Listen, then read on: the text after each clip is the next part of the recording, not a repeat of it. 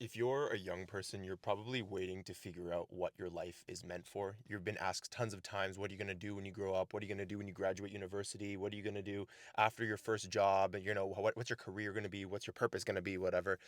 And I don't just mean by other people. You're going to ask that to yourself lots of times. You're going to ask, okay, like, what do I want to do? Am I really happy here? Right? This is where the midlife crisis comes from.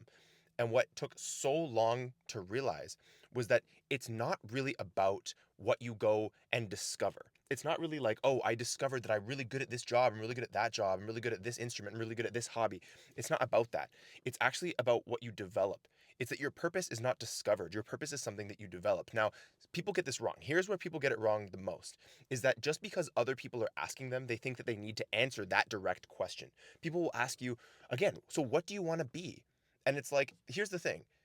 You don't necessarily know yet because you need to put time into developing what your purpose is. Again, your purpose is not something you discover behind some bush or out behind some tree. It's something that you develop over time. And this is something that took me so long to realize. And what sort of effect comes from this when you realize this? What is the gift that you're given when you realize this? It's that anything that you start at, anything that you start doing, you might think that, oh, I'm clearly not meant for this.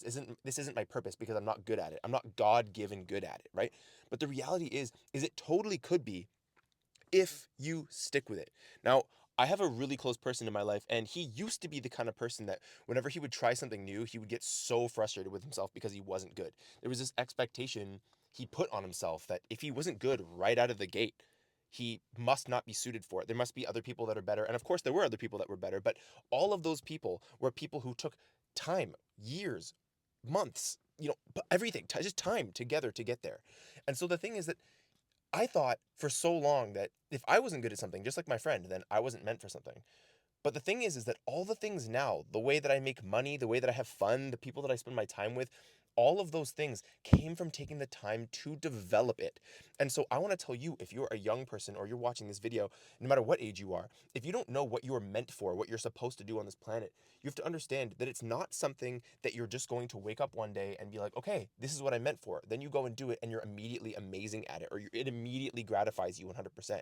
It might be something that has some sort of like some sort of sign for you where it's really fun, or you think it could be really fun.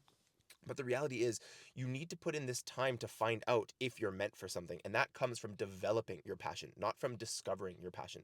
So, again, people will ask you, especially when you're a young person, they'll ask you what you want to be, what you want to do, as if you have some sort of answer. What they're really saying is, what have you romanticized so far? Right? Think about that. What have you romanticized so far? And the reality is that as soon as you try that thing for the first time, right, you might do it and then find out this wasn't for me. I'll give you an example. When I was a kid, I used to think that I wanted to be a lawyer, right? For the longest time, I had so many people in my life saying, oh, you'd make a great lawyer. You're so good at discussion and argumentation and defending your points and being logical and all these things that gratified my ego, right? It really just stimulated the egotistical side of me. I really loved that. And so I'm like, okay, I want to be a lawyer. So I went to school to try and become a lawyer. I went to the University of Toronto. If you couldn't tell, I live in Canada. I don't know if you can see, but there's snow everywhere. And basically, I went there and I met a bunch of lawyers. Okay, I met a bunch of lawyers and I asked people. I was like, so like, do you love it? And almost all of them said they hated it. And why is that? Is because they thought they were no good. It turns out that there was, and these were all new students, by the way, new people that had either just become lawyers or in law school, and all of them, nobody liked it. Is they're like, I'm not, this isn't what I thought it would be. And the reason why is because when you're a child or just a young person and you're asked what you want to do, what you like, you romanticize these things.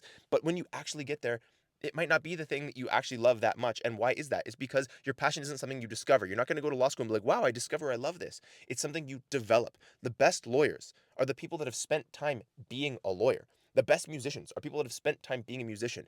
The best entrepreneurs are the people who have spent time being an entrepreneur. And what does that mean? It means that the majority of the time you're going to fail. And it doesn't matter what it is. It could be entrepreneurship, it could be a new language, it could be a new instrument, it could be any of these things. But it took me so long to realize and forgive myself for not stepping into something and being like, wow, I'm amazingly good at this right at the beginning. Right when I was younger, I did boxing, I played American football, I did these different things. And like, was I good right out of the gate? No, I was like absolutely terrible. And it absolutely sucked.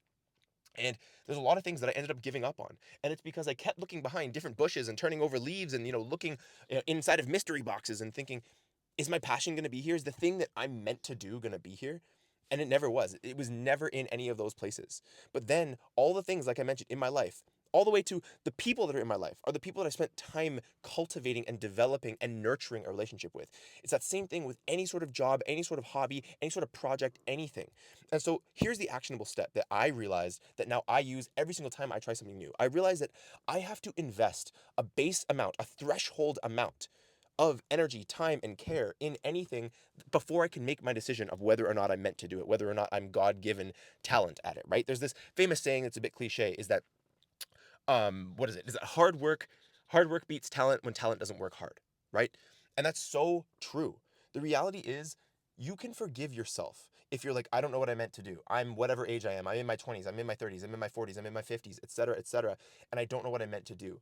The reality is you're spending more time jumping from thing to thing to thing to thing to thing, seeing what you're God-given good at, when really you need to understand there is an initial period of investment that until that point, until you've reached that point, you cannot just go ahead and determine that you're good at something, right? And this even goes with relationships. If you think that someone is like, unless someone has a ton of red flags and totally blows things out of the water for you, where it's like, I mean, in a negative way, right? Where let's say you think someone's suited to you and they do something absolutely terrible that just crosses a line, okay? Unless that happens, give people a shot.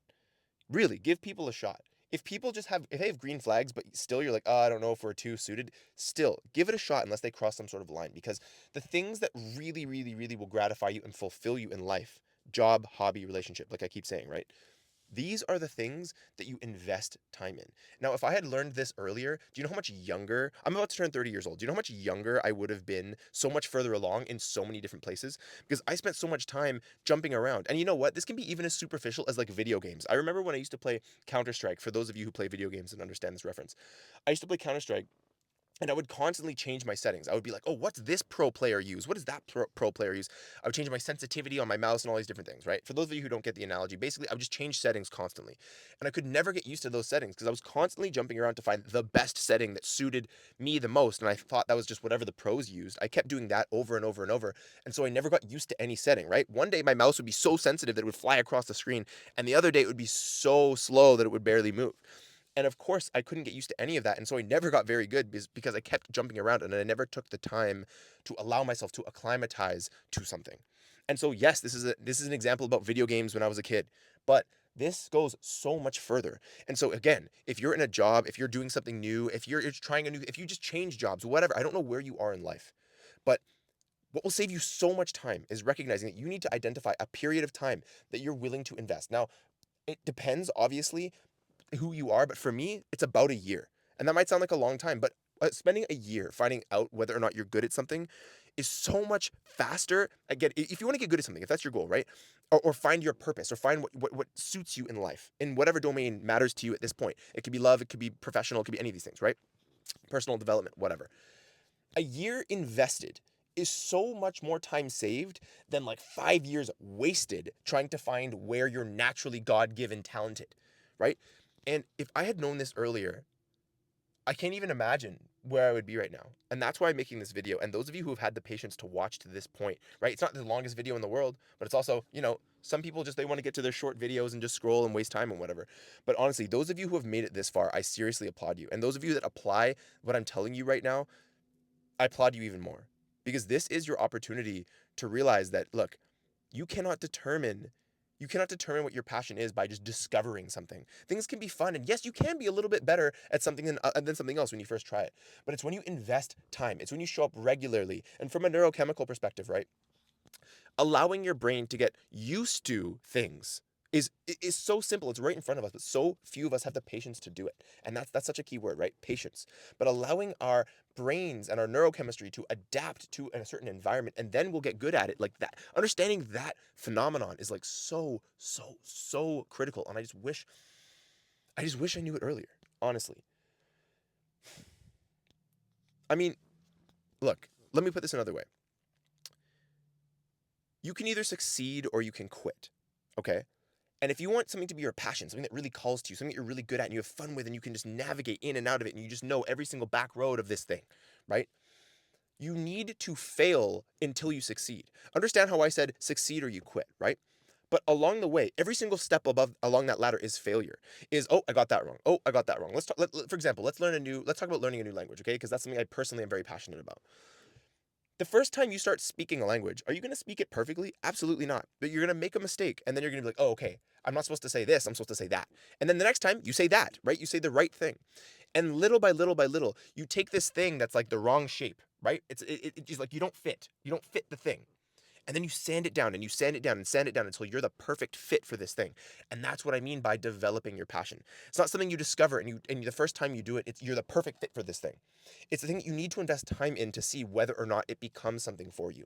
Because I'm telling you, the final message that I need to leave you with is the thing I said earlier is that 1 year invested, a single year invested, 365 days invested in something is so much of a better it's so much better at determining whether or not this could be your passion or your purpose or whatever than years and years and years and years wasted experimenting with things where you don't give any one particular thing a shot. Because it can be very addictive to be like, oh, well, I wasn't good at skating, so let's try skiing. Oh, I wasn't very good at skiing, so let's try basketball. I wasn't very good at basketball, so let's try playing piano. And you jump around and around and around and around. Or it could be, oh, I wasn't very good at being a lawyer, so let's try being a doctor. Oh, I wasn't very good at being a doctor, so let's try being a programmer. And jumping around. But in each of those segments, you're only giving it like a few weeks. And then the second you hit resistance, you abandon it. But there's so many analogies that are right in front of us. Like for those of you who go to the gym or exercise at all, resistance training. We need the resistance to get better, to get stronger. So understand anything that you try, anything that you invest your initial time in, any one of these things, that resistance is what is going to get you stronger. So it's by going through these moments that a lot of people, these like serial, it's not like, it's almost like serial entrepreneurship, but it's like serial like experimenters almost. It's like they experiment with something for a week or two and then they give up. And then the next thing they give up. And this is especially true of entrepreneurs, like people that try new businesses. It's like as soon as they encounter resistance, they give up and they try the next thing. It's like, oh, I must not be good at that because there's this resistance that I seemed to have not be able to overcome. Seemed to have not be able to. But it's through resistance that you get better. And then the funny thing is once you do get better, once you go through resistance, and then you eventually get better, you know what happens is then you start to think, wow, maybe I'm meant for this. Maybe this is my purpose. And that's the irony here, is that so many people give up so early on things. Career, love, hobbies, anything, themselves, you know. They give up on so many things. And if they had just persisted, they would have found that maybe their passion was there. Because it's not this thing hiding behind a bush. Like I mentioned, it's not this thing you're like, oh, here's what I'm meant to do. It's not that. I promise you it's not that. It's the bush itself. It's the tree itself. It takes time. You have to plant it and water it and water it and water it, and it gets sunshine and more water and sunshine and more water, blah, blah, blah, blah, blah. And eventually, you're like, wow, this tree is really sturdy, right? Hopefully that analogy lands. So again, this will save you so much time if you apply this. So much time if you apply this. So I'm going to leave you with that.